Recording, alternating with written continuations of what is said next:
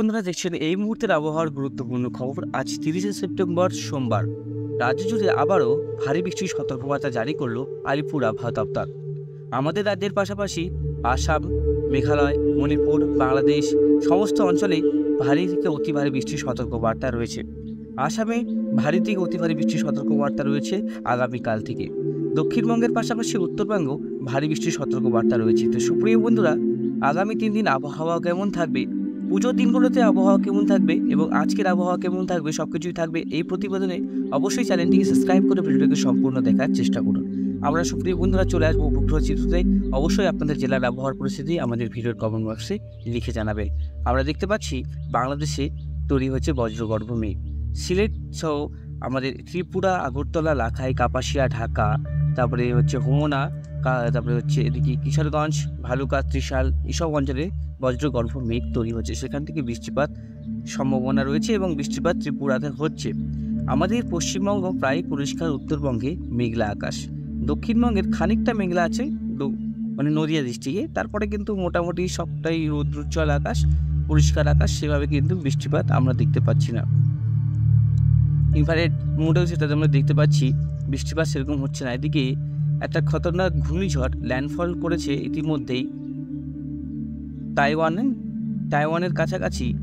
এই যে একটা ঘূর্ণিঝড়, এর প্রভাবে কিন্তু অনেকটাই বিপর্যস্ত জাপান।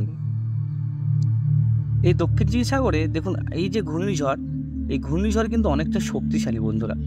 এই ঘূর্ণিঝড় দেখুন, এই ঘূর্ণিঝড়ের প্রভাবে প্রচুর বৃষ্টিপাতের সম্ভাবনা রয়েছে। হাওয়ার যে গতিবেগ সেটা কিন্তু দেখুন প্রায় 200 থেকে 300 কিলোমিটারের কাছাকাছি আছে, 225 কিলোমিটার।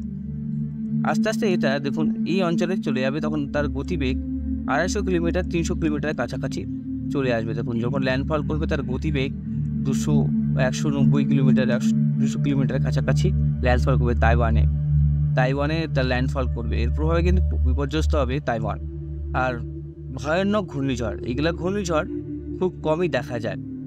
100, 200, 250, 300 কিলোমিটার পার ঘন্টায় কিন্তু তার গতিবেগ রয়ে গেছে। দেখুন 238 তার গতিবেগ, 240, 250, 250 কিলোমিটার প্রতি ঘন্টায়। তো বুঝতে পারছেন প্রচণ্ড স্পিডে এই ঘূর্ণিঝড় ঘুরছে। এর প্রভাবে তাইওয়ান বিপর্যস্ত হবে। অনেক লোক মারা গেছে, কালকেও কিন্তু অনেক লোক মারা গেছে, 64 থেকে 65 জন মারা গেছে এই ঘূর্ণিঝড়ের প্রভাবে। আর এদিকে আমরা যদি বজ্রগর্ভ মেঘে যাই, আগামী 1 তারিখ থেকে 3 তারিখ কেমন থাকবে সেটা একবারে দেখব। নর্থ ইস্টের যে জেলাগুলো আছে সেখানে কিন্তু অতি ভারী বৃষ্টি থাকবে। আর এদিকে বাংলাদেশের ত্রিপুরা, শিলচর, সিলেটের দিকেও কিন্তু অতি ভারী বৃষ্টি থাকবে।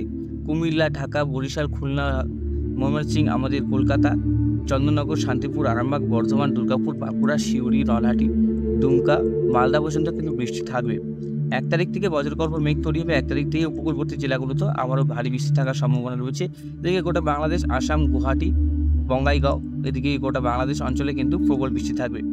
মানে দক্ষিণ চীন সাগর থেকে আবারও জলীয়বাষ্প প্রবেশ করছে, সেখান থেকে কিন্তু বজ্রগর্ভ মেঘ তৈরি হচ্ছে। আর দক্ষিণবঙ্গে কলকাতাতেও কিন্তু 2 তারিখে ভারী বৃষ্টির সতর্কবার্তা থাকছে। 3 তারিখেও আলিপুরদুয়ার, কোচবিহার, উত্তর দিনাজপুরে ভারী বৃষ্টির সম্ভাবনা থাকছে 2 তারিখ। 3 তারিখেও উত্তরবঙ্গে বৃষ্টি থাকবে, দক্ষিণবঙ্গে বৃষ্টি থাকবে। 3 তারিখ থেকে কিন্তু আবার বৃষ্টিটা কমে আসবে, উত্তরবঙ্গে থাকবে। 4 তারিখ, 5 তারিখ থেকে কিন্তু আবহাওয়ার অনেকটা পরিবর্তন থাকছে। 5 তারিখে নর্থ ইস্টে মানে গুয়াহাটি, আসাম, সিকিম এপাশে দিকে প্রচুর বৃষ্টিপাত থাকছে। 5 তারিখও বৃষ্টি থাকছে, রাজ্যে কিন্তু বৃষ্টি এখনই যাচ্ছে না। 6 তারিখ, 7 তারিখে পুজোর দিনগুলোতে দেখি কেমন ওয়েদার থাকছে। আবহাওয়া তো প্রতিদিন চেঞ্জ হচ্ছে, ঘন্টায় ঘন্টায় আবহাওয়া পরিবর্তন হচ্ছে, ঘন্টায় ঘন্টায়। এরা দেখছি হালকা বৃষ্টিপাত রয়েছে, সেরকম কিন্তু ভারী বৃষ্টিপাত নয়। খুব ভারী বৃষ্টিপাত আমরা দেখতে পাচ্ছি না। 8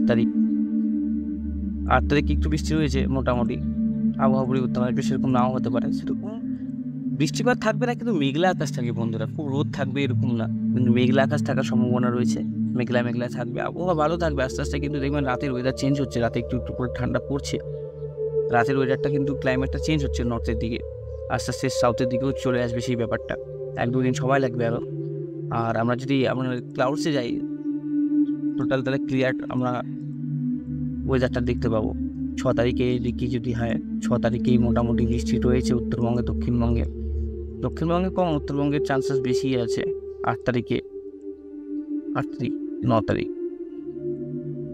মানে মাঝারি টাইপের বৃষ্টি আর বিক্ষিপ্ত হালকা মাঝারি বৃষ্টির সম্ভাবনা থাকছে, ভারী বৃষ্টির কোনো সতর্কবার্তা থাকছে না। আর যেহেতু কোনো নিম্নচাপ সে সময় আসছে না, দুর্গাপূজা কেটে গেলে একটা নিম্নচাপ আসার সম্ভাবনা রয়েছে, তারপরে কিন্তু বৃষ্টিপাত আবারও আসতে পারে। কিন্তু 2 থেকে 1 থেকে 3 পর্যন্ত একটা বৃষ্টিপাতের সম্ভাবনা থাকছে রাজ্য জুড়ে। সবথেকে বেশি বৃষ্টি হবে আসাম, গুয়াহাটি, শিলং, এইসব অঞ্চলে কিন্তু অতি ভারী বৃষ্টি থাকবে। এই অঞ্চলটাতে বন্ধুরা, আসামে অতি ভারী বৃষ্টি থাকার সম্ভাবনা রয়েছে। আসামে ভারী বৃষ্টি থাকবে 100%। আসাম থেকে যারা দেখছেন অবশ্যই 1 তারিখ থেকে সাবধান থাকবেন। 1 তারিখ থেকে আপনাদের ওখানে বজ্রগর্ভ মেঘ, বারবার বাজ পড়ে বৃষ্টিপাত হওয়ার সম্ভাবনা রয়েছে। ঝোড়ো হাওয়া 30 থেকে 40 কিলোমিটার ঘন্টায় থাকার সম্ভাবনা থাকছে। তো সুপ্রিয় বন্ধুরা, অবশ্যই সাবধান থাকবেন, নিরাপদ স্থানে থাকার চেষ্টা করবেন। যারা আসাম থেকে দেখছেন, আসাম, গুয়াহাটি, বাংলাদেশ উত্তর, ময়মনসিংহ, সিলেট, রংপুর, কলাই এই পর্যন্ত কিন্তু প্রবল বৃষ্টি থাকবে। ময়মনসিংহ, সিলেট, কুমিল্লা, আর এদিকে চট্টগ্রাম, মহেশখালী, কক্সবাজার এই অঞ্চলগুলোতে, উপকূলবর্তী এলাকাগুলোতে কিন্তু প্রবল বৃষ্টি থাকবে। আমাদের রাজ্যে সেরকম বৃষ্টি থাকবে না, মাঝারি টাইপের হালকা টাইপের বৃষ্টি থাকবে, সেভাবে কিন্তু বৃষ্টি থাকবে না বন্ধুরা। আমরা যদি একটু এক্সট্রিম ফরকাস্টে যাই তাহলে কিন্তু বুঝতে পারবো আবহাওয়া কেমন থাকার সম্ভাবনা রয়েছে। এদিকে টেম্পারেচারে গেলে বুঝতে পারবো আজকে কিন্তু কলকাতায় গরম থাকবে, উত্তর থেকে দক্ষিণ গরম থাকবে, উত্তরে কম, দক্ষিণে হিউমিডিটি লেভেলটা বেশি থাকবে, ঘুমট ভাব যেটা আছে সেটা কিন্তু বেশি থাকবে। 1 তারিখ থেকে আস্তে আস্তে কিন্তু এই গরমের রেসটা কেটে যাবে দক্ষিণবঙ্গ থেকে। মানে দক্ষিণবঙ্গে যে আপডেট থাকছে আগামী 2 দিন সেরকম বৃষ্টিপাতের সম্ভাবনা নাই। 1 তারিখ থেকে সম্ভাবনা আছে। 1 তারিখ থেকে আবহাওয়ার পরিবর্তন আসছে দক্ষিণবঙ্গে এবং উত্তরবঙ্গে। 1 তারিখ থেকে গরমও কমবে আমাদের রাজ্যে যে গরমটা পড়ছে সেটা কিন্তু আস্তে আস্তে কেটে যাবে। 2 তারিখ থেকে প্রায় ক্লিয়ার হয়ে যাবে গরমটা আমাদের রাজ্য থেকে একটু বিদায় নেবে। 3 তারিখও একই, 4 তারিখ একই থাকবে, 5 তারিখ একদমই চলে যাবে, 6 তারিখে একদমই থাকছে না। মানে আস্তে আস্তে কিন্তু গরমের বিদায় বন্ধুরা। এই গরম থেকে রেহাই পাচ্ছেন 1 তারিখ থেকে। 1 তারিখ থেকে আমাদের রাজ্যে এবার বৃষ্টিপাত শুরু হবে এবং হালকা মাঝারি বৃষ্টিপাত চলবে, মেঘলা মেঘলা ওয়েদার থাকবে। কিন্তু বৃষ্টিপাত বন্ধুরা থাকবে হচ্ছে 1 তারিখ থেকে 3 তারিখ পর্যন্ত বৃষ্টিপাতটা থাকবে। নর্থের দিকে সব থেকে বেশি, সাউথে একটু কম। তারপরে বাংলাদেশের যেটা বললাম, রংপুর, ময়মনসিংহ, সিলেট, শিলচর, ত্রিপুরাতেও ভারী বৃষ্টি থাকবে, শিলচরে বৃষ্টি থাকবে, গুয়াহাটিতে ভারী বৃষ্টি থাকবে। আসামের থেকে যারা দেখেন তেজপুর, গুয়াহাটি, হজাই, ডিমাপুরও কিন্তু অতি ভারী বৃষ্টি থাকার সম্ভাবনা রয়েছে। বৃষ্টিপাত মূলত আপনাদেরকে দেখাচ্ছি 1 তারিখ থেকে বৃষ্টিপাত থাকবে হচ্ছে মায়ানমারে, আর হচ্ছে 2 তারিখে ঢাকা, বাংলাদেশে, 3 তারিখে মানে এক্সট্রিম ফরকাস্টে দেখাচ্ছি এদিকে আসাম, গুয়াহাটির দিকে বৃষ্টি থাকবে। 4 তারিখও আসামে বৃষ্টি থাকবে, 5 তারিখও বৃষ্টি থাকবে।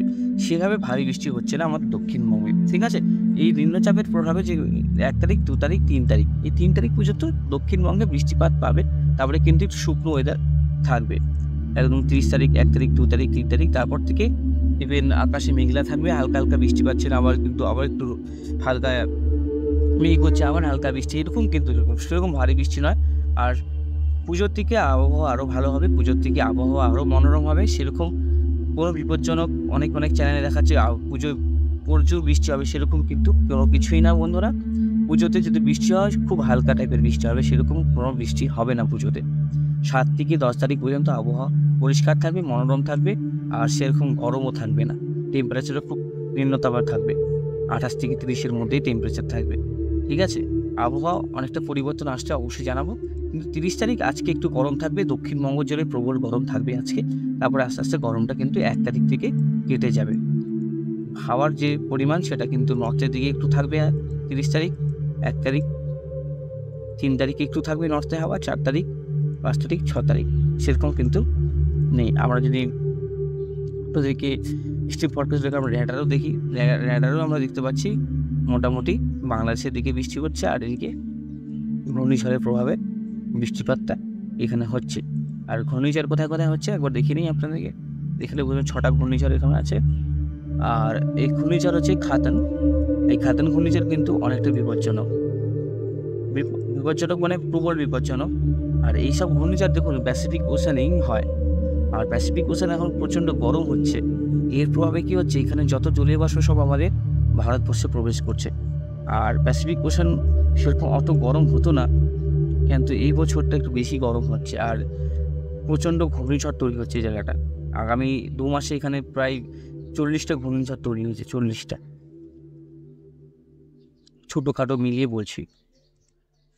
আজ এখনও আমরা দেখতে পাচ্ছি 6 থেকে 7টা এখনও প্যাসিফিক ওশেনে ঘূর্ণিঝড় রয়ে গেছে, মানে সাইক্লোন টাইপের।